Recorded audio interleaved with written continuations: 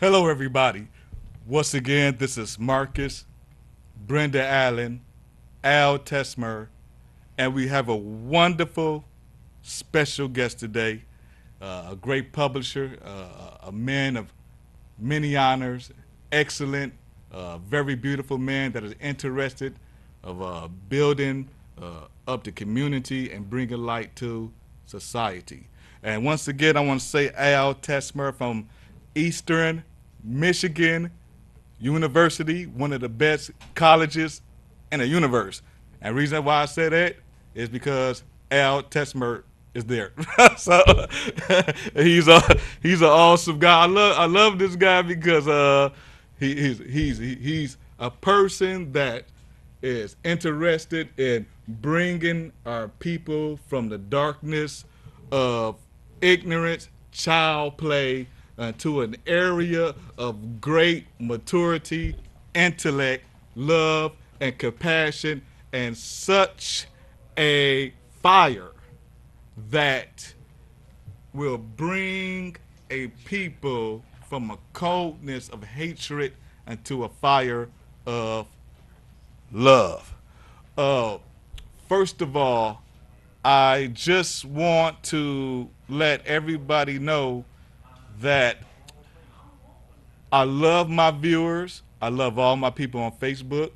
I love all my people that represents Enlightenment and Trust Society. The reason why I call it Enlightenment and Trust Society because if you want to trust somebody, you got to have enlightenment about the situation. So that's what we are here for, to give you enlightenment, power, such a fire that would drive you to teach somebody else so we could be in a better position and so we can get rid of religious dogma and racial barriers and use our own creativity, which is the rainbow covenant of unity. So I thank you, all my viewers. I love y'all. Thank you for tuning in. And first of all, I want to say to Tom Shaw and Al Tesmer for being on this show today. I really appreciate you. You guys are very hard to find. Y'all very good workers, not just workers, but your study, your intellect, your compassion, and just being genuine helps the world a great deal. And y'all need to call them because they got good advice. Okay, they got good advice to help you to be not only a student, but to be one with the kingdom within. So, on that note, Thank I you. thank you. Thank you. You know, appreciate Thank you. you. Thank you. Appreciate you. Appreciate Glad you. to be here. Now, I have some questions today for you all. Some good questions.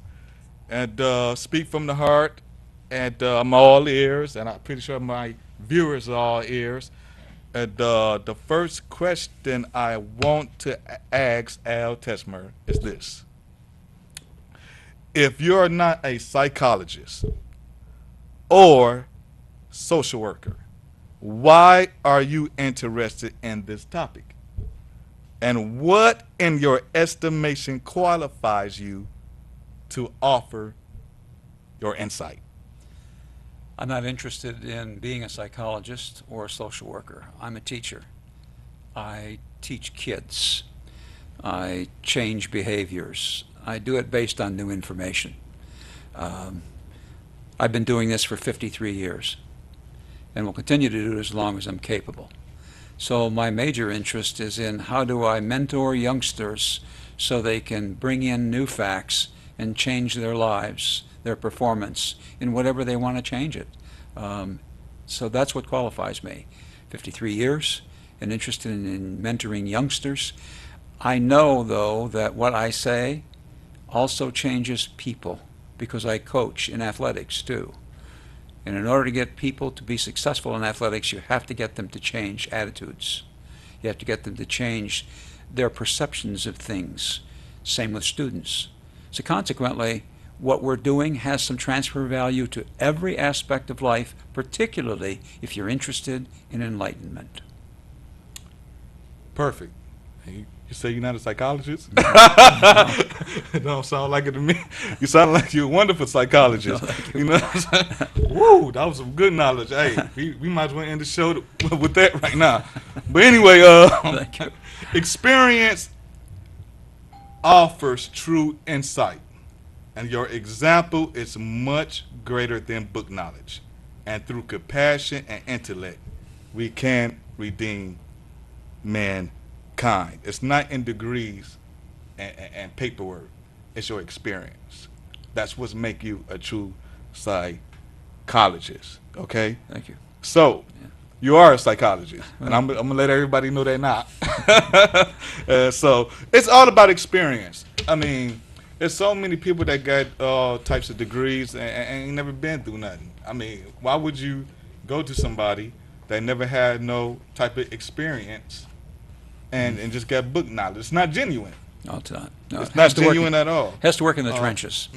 That's right. Yeah, That's right. it does. So I rather listen to somebody that have real facts and live that life and that been through the struggle and that know what hurting people go through in the ghetto, not just the ghetto, places like West Bloomfield. Because some people they believe that struggle is just in the ghetto. No, struggle is everywhere. Okay, It is. I know It people is. that have like a 10 bedroom, live in a mansion, still kill themselves. So it's not really what you have and this and that. It's all about being real and taking people's experience, learning from it, so you can have a good life in the kingdom within. Thank you for that, man. That was wonderful. Thank you. If you had to summarize your approach with one or two line phrase, what would that be? Given the world that we're in today, where there's a tsunami of new information, every 5 years, actually it's faster than that, but I'll use 5. It's a fairly safe number. We will double information. So we consequently have this new day where information is doubling so fast. Second part of it is the approach basically says, how do we get people to manage that information, that tsunami, as opposed to being overwhelmed by it? And that's what this approach is about, is managing the new information. Consequently, taking control of your life and taking it out of the hands of others. Stop being a victim and instead be your own director, your own person in front of the orchestra, your own maestro. That's a little more than 2 sentences, but that's basically what my elevator speech would be. Yes, and I love that because you can't be crying 60 years old talking about my mama didn't fix me a bowl of cereal. Okay, I mean you need to get that up, get the pads up, and take control of your own life. And I believe that Yeah, too. yeah. You can't be crying over the past. You know what true evolvement is?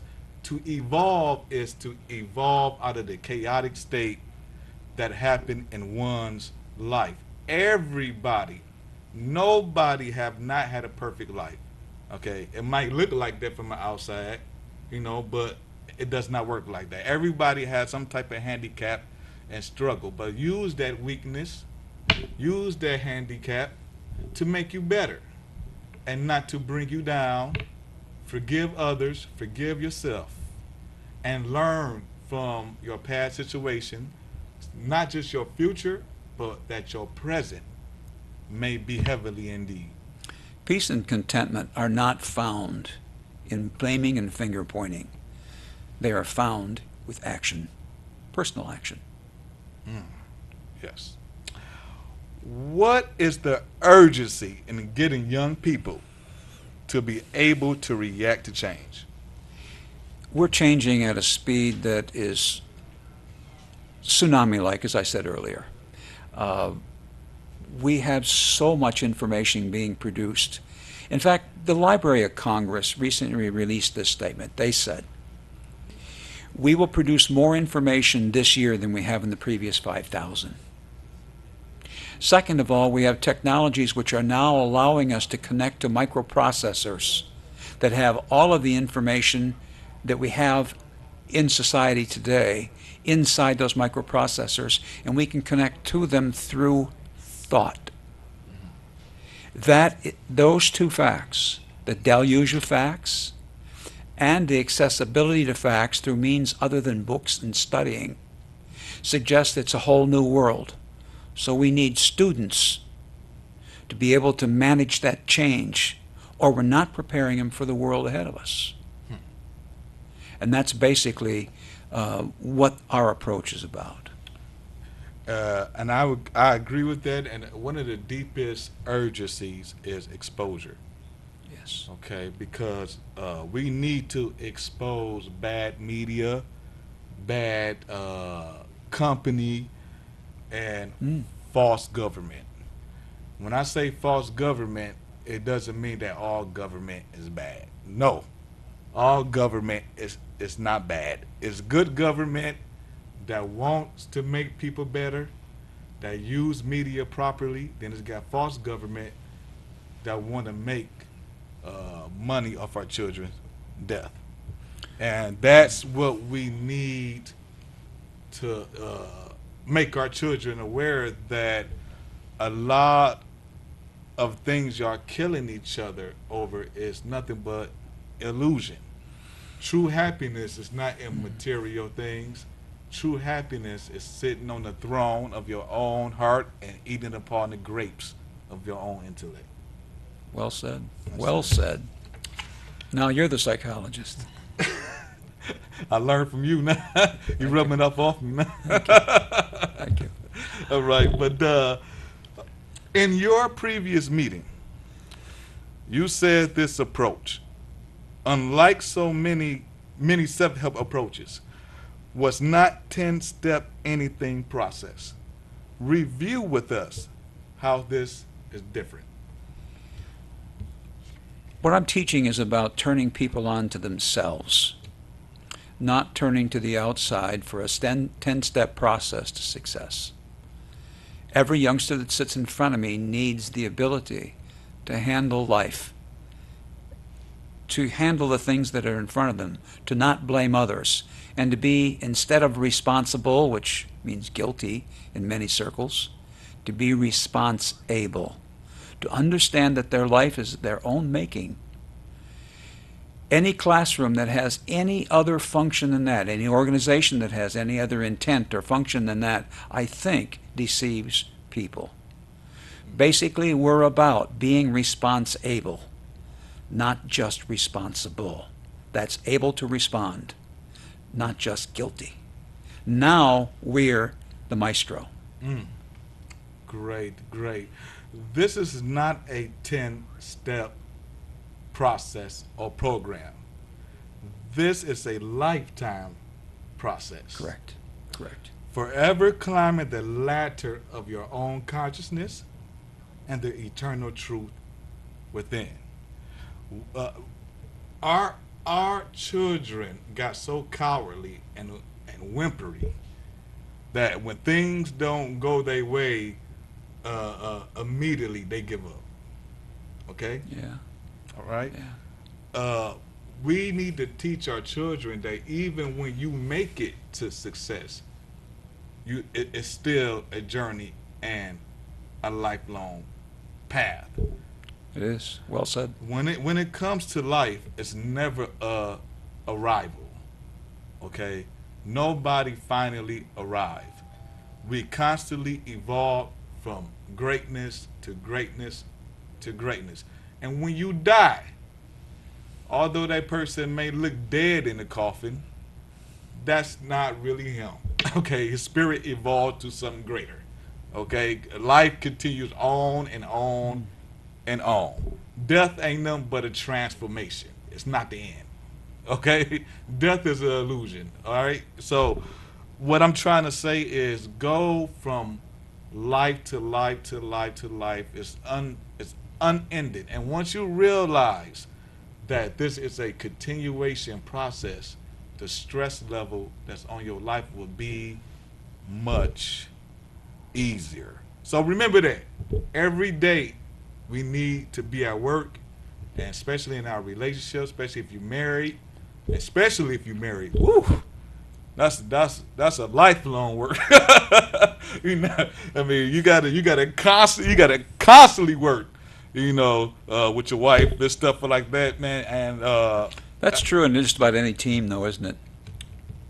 yeah, It is, yeah, yeah. yeah, it's. And you can ask my wife, especially a knucklehead like me, she got to work overtime. You know, I don't want one. I don't want one steak. I want two steaks. With A1 sauce on the side. But anyway, let me get off my wife so I can eat something tonight. So I don't get too mad. But what is the heart of the approach you use to optimize learning? I'm glad you asked that. I'm sure that I had a person actually call me off our last show, and they asked me, okay, so what's the process? If it's not 10 steps, what is it? And basically it's this. We have a way to think inside of us. We have voices that tell us what to think, but they're not us. There's another us inside that has the power to sit back from a chair above the voices and to observe that they're talking. Those voices are from our past. And what we try to do is help people realize that those voices from the past may speak untruths and may make us do things that are destructive, or at least not constructive. And so consequently, those lifelong kinds of beliefs need to be revisited. And in the process, people need to understand how they can stay in consciousness where they're just looking and observing. They're not judging. Once we stop judging, prejudging, you alluded to that earlier in your opening statements. Once we stop doing that, we stop being limited by old ideas. We now become innovators. We now become able to do things we never thought we could do. In short, the power is simply nothing more than given to the person to realize who they are, how they got to be who they are, and what they might do to redirect it. Wow. They need to put that in the Bible. What you just Now, you got to have a sense of humor, but this guy really makes sense. But, well, I just want to say I love you all. I hope you enjoyed this snippet. We're going to take this little break time, get a coffee, do what you need to do, enjoy the snippet, and I love you all. And we got Tom Shaw. I'm not going to let him off the hook today. I've got some questions for him, and I'm ready for him, and I'm glad he's here. But after this snippet, we'll be right back. Love you all. Now it's time for the Agenda 21 to be released unto the community, to release a new reality, and to release a new environment that will finance law and unity above all forms of prejudice. People, this is not about black or white, or the poor and the rich. It's all about healing our world's crisis by the knowledge of divine energy called the kingdom within. I have come with many leaders to get rid of all forms of abomination, to abolish all religious slavery in the U.S., to bring about a divine reversal, pushing our children back to the Garden of Eden, which is divine knowledge. Hello, everybody. Once again, this is Marcus Allen from Enlightenment and Trust Society. Before I begin, I just want to say I love you all. I thank you for supporting Enlightenment and Trust Society. And I want to also thank my people in Detroit. I love Detroit. I know a lot of stuff going on in Detroit, but I still believe it will get better. It's amazing. We got a lot of smart people in Detroit and all over the world. If you can sell drugs and calculate and do all that stuff and waste all your energy breaking the houses, and surely you could flip a hamburger. So that's you can't be dumb selling drugs and break it out. I mean, that take a lot of energy and thought. So that just let me know there is some very powerful, intelligent people in Detroit. What you need to do, I'm finna give y'all a secret before I ask Tom these questions. What y'all need to do, and y'all need to listen to the secret and go to bed with it. All you have to do is change your energy to the right position. That's it. Okay? That's it. If you could rap all day, that means you could teach all day. Now, it takes a lot of energy to rap and make rhyme. So if you could do that, use it in make a positive rhyme. Okay? I'm sick and tired of hearing raps. Or he walking out the liquor store, I'm gonna shoot him in the head, or this girl got a.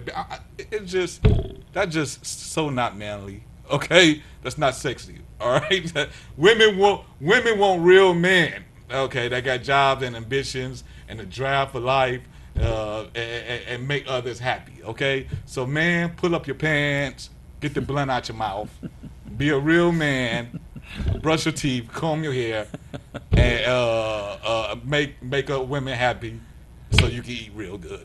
Thank you. That was the secret. Go to sleep on that one. But back to Tom.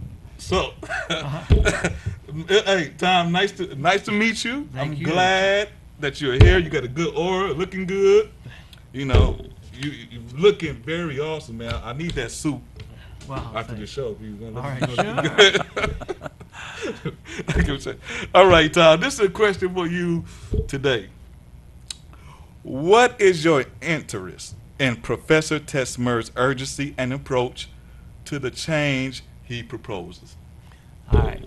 Well, I'll tell you, I'm the founder of Technical Education Publishing, and I'm a proud graduate of Detroit Redford High School. And so one of the things that we do, we're connecting the teachers and administrators of the schools around the country with best practices of education. Yes. And we've identified Mr. Tesmer as developing one of the best programs possible for educating our youth. He's doing it at the college level at Eastern Michigan University, and he has done it in school districts around the state of Michigan and high schools and middle schools as well. So his method is of great interest to us to let the rest of the world know about what's going on. And I've had firsthand viewing of this teaching method. I've been in his classroom. His students have taught me how to run a robot. And so I'm very happy with that. As far as my also being part of Detroit, I know from going to school, there's opportunities. I went to Eastern Michigan University as well, and you make the choice to go to school. Mr. Tesmer's got a program that he teaches. You don't have to sit in a classroom, read a book, hear a lecture. He gives you hands-on program. You learn to do automation manufacturing, hands-on, and you're able to teach it as well. So we're interested in sharing that program with the rest of the country. And so. Wow. Do you got any more information about, what do you do, or a number, or card, Yeah, well, our website is techedmagazine.com. We have actually identified our field as technical, technology, and STEM education. So we connect. There's 13,500 school districts around the country, 1,000 community colleges, 629 colleges like Eastern that teach our youth. It's a big. Wow. So we have some domains wrapped around those: STEMeducationSource.com, TechnicalEducationMagazine.com. So that's where we publish out of here and outside of Detroit, Michigan. Yeah, and that warms up my heart, because we need more good men that get involved in the community and not just be talking and far distance. You know, I was listening to this one guy. You know, I ain't gonna say nobody name, nothing like that, but it was a president, good president, you know, and it was a guy from the ghetto, whatever, and he was like, you know, I like this president. I think he's wonderful. I think he got good knowledge. But do you know he never came and visited us? And that's and you know what? That really hit my heart because you can talk a good game, but we need to go out in the community and actually talk to them face to face and hold their hands and let them know that we are there for them. You know, well, Detroit. I know there's a lot of violence and stuff like that, Detroit, but if you really have passion for the people, fear should not be in equation. Okay? I mean, there's been some real leaders out there that died for the cause. There's been some real leaders that died over falsehood. I mean, over lies. You know, case in point, Adolf Hitler. You know, blonde hair, blue eyes, but he had brown hair and dark eyes. People still fell for it, but why? Because he actually believed what he believed, and he reached out and gave people their theology, and he almost ruled the world. So what do that tells you? If you really actually believe in the people, don't be all into yourself. Go out into the community and let them know that they are a part of being a part of a society like Enlightenment and Trust Society that want to help people and build them up. And we can't feed the whole world, but we can teach you how to feed yourself. That's it. I'd like to interject, if I could, for just a minute, to Tom's comment and yours. Yeah. The heart of our teaching methodology is that students are not just consumers, but they're producers. And we actually want them to get up in front of class, and we want them to teach. We want them to teach each other. We know that they learn more, almost 70% more, after 24 hours, and retain it if they do that. But we also know this, that if you're a product of what you think about, then what we've done is taken great ideas, great facts, new operational ideas and mantras, and we put them into students' heads, mantras that'll help them. With this methodology, we teach each other.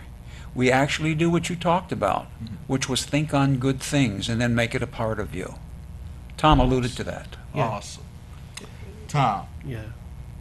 what have you observed about the success of Professor Tesmer's approach? Well, as I had said before, what I've observed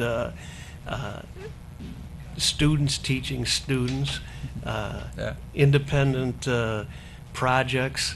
There's really a series of things going on. And I will say this as far as students are concerned. I've seen freshman students come into his class at EMU with no idea where they were wanting to go. And we told them, you're going to get a job. You will get a job if you do the things that Mr. Tesmer asked you to do. So we're working that way. So. Awesome. Awesome. Well, this has been a good show. I wish we had some more time. I think I need to get another Burger King job, get some more money, get another hour. But Can we give a phone number? Can we give a phone number? Yeah, give a phone number right quick. If anybody would like to talk about this, or you'd like me to talk about this to your group, please call me. I do it free. It's 313-682-7848, or my email is atesmer, that's Tessmer, at emish.edu. I'd be happy to come out and see what you have to think about these ideas and how we can help you. Well, Enlightenment Trust Society, love you all. Hit me up, 313-828-7439. If you got any questions or you want to join us to help the community, to help people as a whole, I love you, And my wife, Brenda Allen, love you too. Everybody, be cool and stay blessed.